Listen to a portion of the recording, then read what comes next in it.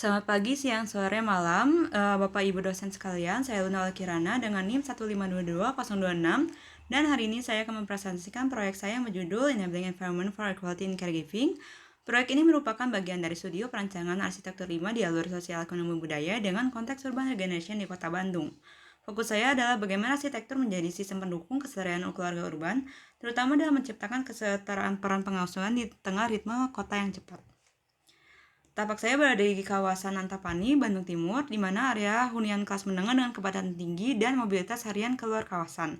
Dari observasi saya muncul beberapa permasalahan, yaitu ketidakseimbangan peran domestik dalam keluarga, mobilitas yang tidak efisien, serta fragmentasi waktu keluarga. Akibatnya banyak keluarga yang mengalami stres kolektif dan double burnout, terutama ibu sebagai caregiver utama. Dari situ saya merumuskan 3 isu besar, yaitu pertama, ketimpangan peran domestik, kedua, fragmentasi waktu keluarga akibat pemisahan antara ruang kerja dan pengasuhan, dan ketiga, kurangnya dukungan lingkungan untuk tumbuh kembang anak secara sosial. Jadi proyek ini berusaha membangun sistem ruang yang menyeimbangkan peran keluarga, meningkatkan efisiensi waktu, dan mendukung perkembangan anak secara terstruktur dan tetap komunal. Konsep utama proyek ini adalah Enabling Environment for Equality in Caregiving. Konsep ini mengacu pada 3 target SDG, yaitu 11.3 tentang partisipasi dan inklusivitas ruang, 11.7 tentang akses publik yang adil, dan 5.4 tentang kesetaraan peran domestik. 3 prinsip desain saya adalah reclaiming time and shared responsibility, mental balance and quality time, serta structure and communal child development. Intinya, arsitektur di sini menjadi alat untuk mengatur ulang waktu, tanggung jawab, dan keseimbangan hidup keluarga urban.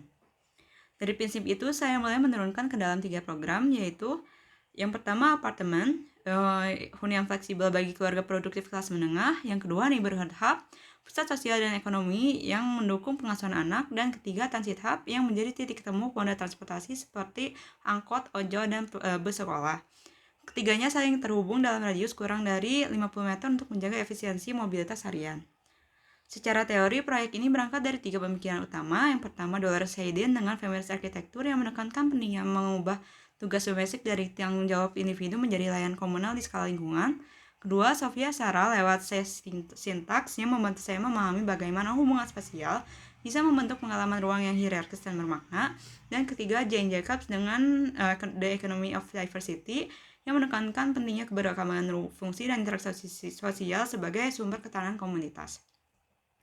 2 presiden utama yang saya pelajari adalah Patience Lab oleh MVRDV dan ABMB MEA HQ oleh Hagen Peng.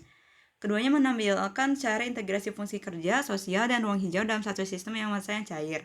Dari MVRDV, saya adaptasi prinsip pergeseran massa untuk menciptakan fluid hijau dan fleksibilitas antar zona, sedangkan dari Airbnb HQ, saya pelajari atmosfer ruang yang cair dan kolaboratif, yaitu work like home. Kedua proyek ini memperkuat pemahaman saya tentang pentingnya fleksibilitas dan konektivitas dalam merancang ruang keseharian. Berangkat dari teori dan presiden tadi, saya merumuskan 3 solusi desain utama, yaitu pertama, integrasi rumah kerja pengasuhan dalam satu sistem sosial. Kedua, menyediakan fasilitas domestik bersama agar beban kerja rumah tangga bisa dilakukan secara kolektif. Dan ketiga, menciptakan ruang pengasuhan yang aman dan mudah diawasi dari ruang kerja maupun ruang sosial. Tujuannya adalah menata ulang relasi antar produktivitas, keseharian, dan kebersamaan keluarga dalam satu lingkungan terintegrasi. Selanjutnya, saya memetakan aktivitas pengguna harian yang ada 6 kelompok utama, yaitu keluarga produktif, single worker, anak remaja, lansia aktif, masyarakat sekitar, dan serta staf pengelola. Setiap kelompok punya ritme waktu yang berbeda, di mana pagi diisi antar jemput dan komuter, siang untuk produktivitas dan pengasuhan, lalu sore hingga malam untuk interaksi sosial. Mapping ini menjadi dasar pembentukan zoning dan hubungan antar program supaya tiap kelompok bisa berinteraksi tanpa konflik fungsi. Berikut program ruang yang setelah saya rancang, dan ini bubble diagram untuk menunjukkan spatial connectivity-nya. Kemudian secara map ini adalah mapping yang salah saya buat. Dari hasil mappingnya, zona ruang secara vertikal dan horizontal. Lantai menengah diisi oleh daycare secara vertikal. Lantai dasar berisi fungsi publik seperti transit plaza, pasar modern, dan F&B. Lantai menengah diisi daycare, after school club, dan serta ruang komunal. Sementara lantai atas difokuskan untuk hunian dan area produktif seperti working lounge dan rooftop bersama. Secara horizontal, zoningnya mengikuti arah orientasi tapak, di mana bagian depan tapak yang menghadap jalan utama bersifat publik, berisi area komersial, halte, dan akses transit. Kemudian bagian tengah menjadi zona semi publik, tempat bertemunya aktivitas sosial seperti pasar, daycare, dan walking lodge. Sedangkan bagian belakang tapak lebih tenang, digunakan untuk area hunian, taman, dan area bermain anak. Sirkulasinya terbagi jelas antar kendaraan, servis, dan pejalan kaki.